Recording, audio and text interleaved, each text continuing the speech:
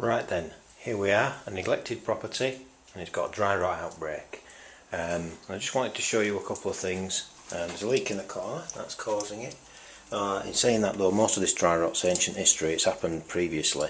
There's a lot of stains on the walls and upstairs as well, and clearly the property's had a plumbing leak or a burst pipe or something years ago. But we've got a leak again now, so that'll get things going very quickly. Now if we look here, you can see the cuboidal cracking, which you get, typical cuboidal cracking where the timber's rotted away and has a characteristic dry feel and cubic sort of dry appearance. And here I've just pulled out some mycelium. It might look like twigs, but actually what this is the actual mycelium growth. It's formed some strands, and if you listen carefully,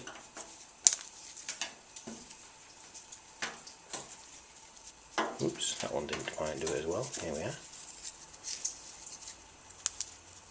It's very brittle, and that's because it's dry, and it's a good way of differentiating between wet rot mycelium, which can occasionally get quite fungusy, and dry rot, in that what we've got is a very brittle material. Okay, brittle when dry, that's important to remember.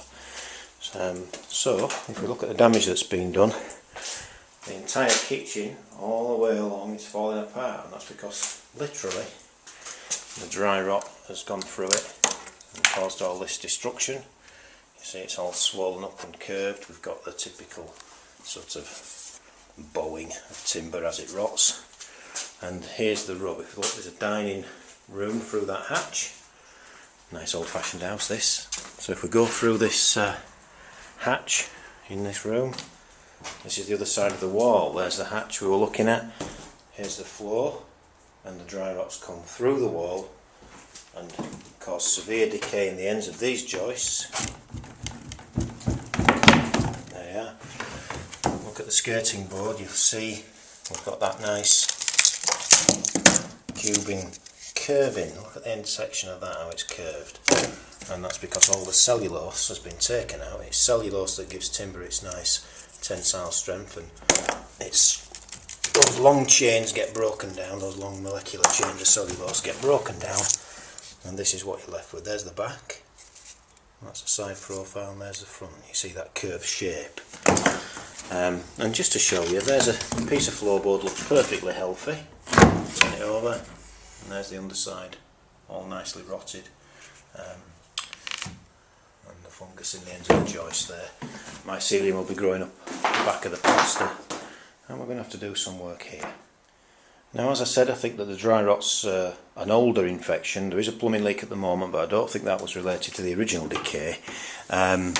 Just to show you a little thing you can do, stick a moisture meter in this obviously decayed floorboard, and there we have got a moisture content of about 18%.